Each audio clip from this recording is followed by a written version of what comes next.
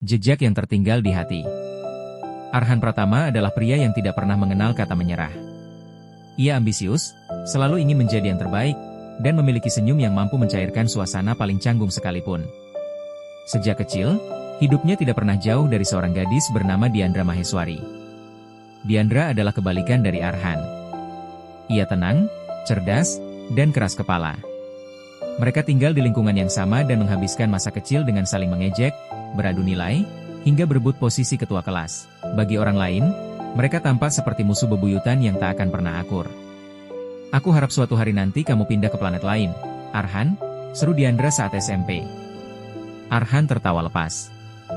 "Kalau aku pindah, hidupmu bakal membosankan, Diandra."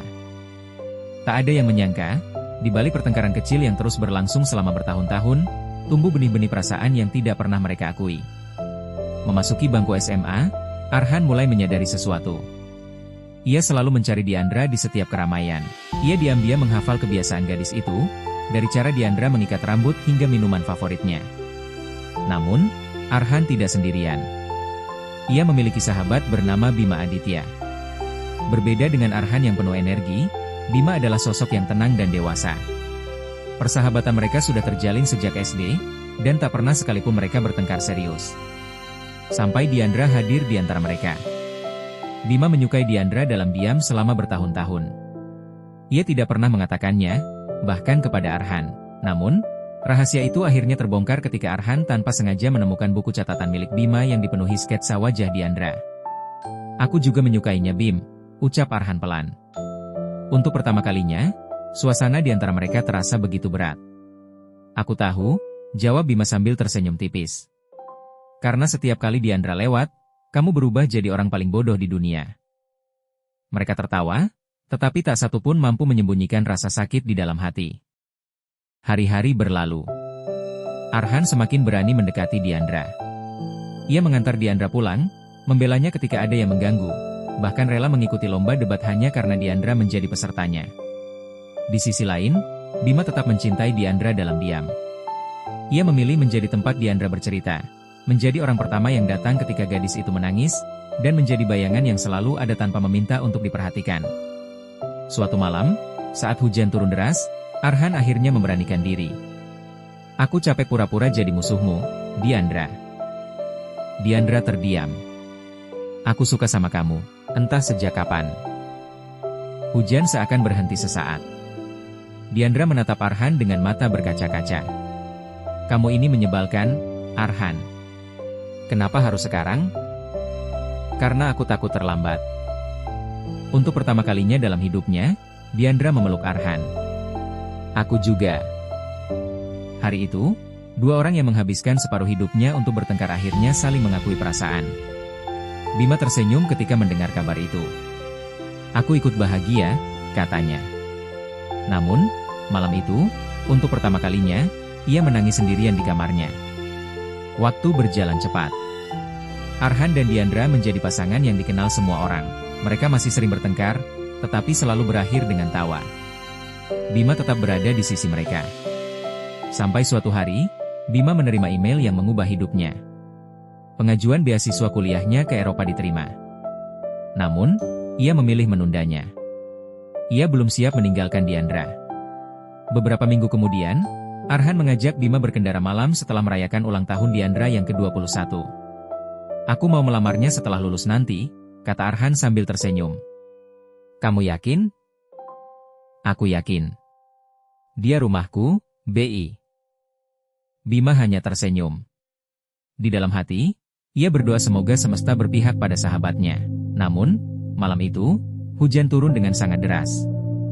Sebuah truk kehilangan kendali di persimpangan. Brak! Suara benturan memecah keheningan malam. Bima yang berada di belakang motor Arhan hanya mampu berteriak ketika melihat tubuh sahabatnya terlempar beberapa meter. "Arhan?" Di ruang icu, suara alat monitor terdengar memekakan telinga. Tubuh Arhan penuh luka. Napasnya tersengal. Diandra tak henti-hentinya menangis sambil menggenggam tangannya. "Kamu janji mau melamarku, Han?" isaknya. Arhan tersenyum lemah. "Maaf, kayaknya aku ingkar janji. Jangan bicara begitu." Arhan menggeleng pelan, lalu mencari sosok Bima dengan pandangannya. "Bi, kesini." Bima mendekat dengan mata merah. "Ada satu hal yang belum pernah kuminta seumur hidup." "Apapun itu." Arhan tersenyum. "Tolong jaga Diandra untukku." Bima membeku. "Arhan? Kalau suatu hari dia bisa tersenyum lagi, aku mau yang ada di sampingnya itu kamu." Air mata Bima jatuh tanpa bisa ditahan. "Aku nggak bisa menggantikanmu. Nggak ada yang bisa menggantikanku. Tapi dia nggak boleh sendirian." Malam itu, Arhan meminta Diandra mendekat. "Ada satu hal yang belum pernah aku katakan." "Apa?" "Aku senang, musuh pertamaku ternyata menjadi cinta terakhirku. Terima kasih, sudah mengajariku arti pulang." Monitor jantung itu akhirnya berbunyi panjang. Diandra menjerit. Dan malam itu, dunia mereka berhenti. Setelah kepergian Arhan, Diandra berubah. Ia tidak lagi tertawa. Ia sering mengunjungi makam Arhan, membawakan bunga favoritnya, dan duduk berjam-jam sambil bercerita. Bima selalu menemaninya dari jauh. Setahun berlalu. "Diandra, ayo makan." "Aku nggak lapar." Kalau Arhan masih hidup, dia pasti marah. Diandra menatap Bima dengan mata sendu. "Masalahnya, dia nggak hidup, Bima."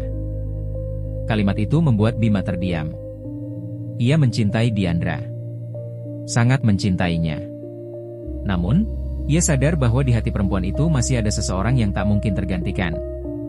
Suatu hari, email yang sama kembali datang. Beasiswa ke Eropa. Kali ini, Bima tidak menolaknya. Ia menemui Diandra di bawah pohon besar tempat mereka bertiga sering menghabiskan waktu. "Aku berangkat bulan depan." Diandra terkejut. "Kenapa baru bilang sekarang?" "Aku terus menundanya." "Karena aku?" Bima tersenyum kecil. "Karena aku terlalu mencintaimu." Diandra terdiam. "Aku capek hidup sebagai bayangan seseorang yang sudah pergi.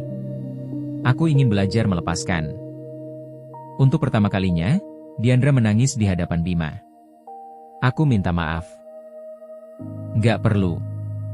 Mencintai seseorang bukan kesalahan." Hari keberangkatan itu pun tiba. Di bandara, Bima memberikan sebuah kotak kecil kepada Diandra. "Jangan dibuka sekarang." "Apa ini?" "Surat. Bacalah saat kamu benar-benar merindukan seseorang." Pesawat itu membawa Bima pergi, meninggalkan Diandra bersama kenangan yang belum selesai. 3 tahun berlalu. Diandra akhirnya membuka surat itu. "Diandra, jika kamu membaca surat ini, berarti aku berhasil bertahan tanpa melihatmu selama bertahun-tahun. Aku tidak pernah berharap kamu melupakan Arhan. Aku hanya berharap suatu hari nanti, ketika kamu tersenyum, aku bisa menjadi alasan kecil di balik senyum itu. Arhan pernah memintaku menjagamu. Tapi sejujurnya, aku tidak pernah melakukannya untuknya. Aku melakukannya karena aku mencintaimu. Jika setelah semua waktu ini hatimu masih memilih Arhan, aku akan menerimanya.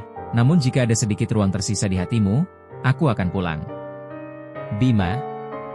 Untuk pertama kalinya setelah bertahun-tahun, Diandra tersenyum sambil menangis. Ia menyadari satu hal. Ia tidak pernah melupakan Arhan. Dan mungkin, ia tidak perlu melupakannya. Karena cinta bukan tentang menggantikan seseorang, melainkan belajar menerima bahwa hati manusia mampu menyimpan lebih dari satu kenangan. Beberapa bulan kemudian, Diandra berada di bandara yang sama. Ketika pintu kedatangan terbuka, ia melihat Bima berjalan sambil membawa koper dan senyum yang tak pernah berubah. "Kamu pulang?" tanya Diandra dengan suara bergetar. "Aku janji akan pulang kalau ada ruang untukku." Diandra melangkah mendekat. "Aku masih mencintai Arhan." Bima tersenyum. "Aku tahu. Dan mungkin aku akan selalu mencintainya." "Aku juga tahu." Air mata Diandra jatuh. "Tapi sekarang, aku ingin belajar mencintaimu juga." Untuk pertama kalinya setelah bertahun-tahun, Bima menangis. Diandra memeluknya erat. Di langit sore itu, seolah semesta sedang berbisik. Bahwa beberapa orang hadir untuk mengajarkan kita tentang cinta. Dan beberapa lainnya hadir untuk mengajarkan kita cara melanjutkan hidup setelah kehilangan. Arhan mungkin telah pergi.